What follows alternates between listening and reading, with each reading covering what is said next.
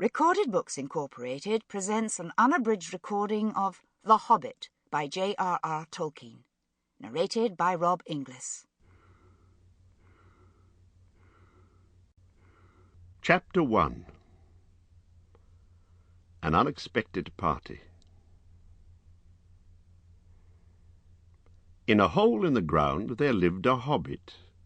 Not a nasty, dirty, wet hole, filled with the ends of worms and an oozy smell, nor yet a dry, bare, sandy hole with nothing in it to sit down on or to eat.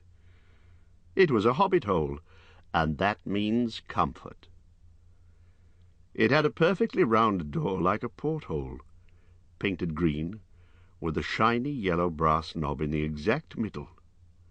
The door opened onto a tube-shaped hall like a tunnel, a very comfortable tunnel without smoke, with panelled walls and floors tiled and carpeted, provided with polished chairs and lots of pegs for hats and coats. The hobbit was fond of visitors. The tunnel wound on and on, going fairly but not quite straight into the side of the hill, as all the people for many miles round called it, and many little round doors opened out of it, first on one side and then on another. No going upstairs for the hobbit. Bedrooms, bathrooms, cellars, pantries, lots of these, wardrobes, he had whole rooms devoted to clothes, kitchens, dining rooms, all were on the same floor, and indeed on the same passage.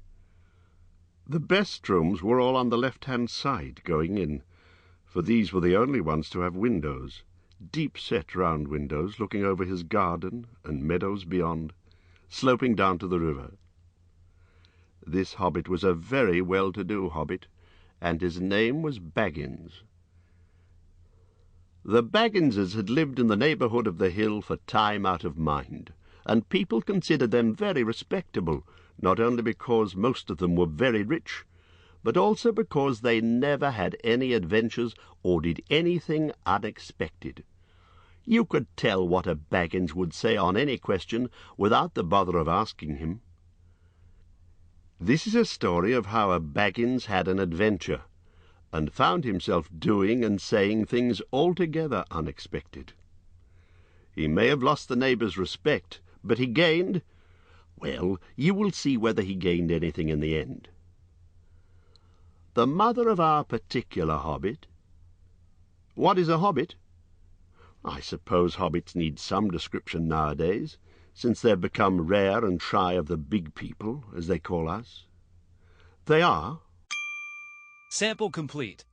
Ready to continue?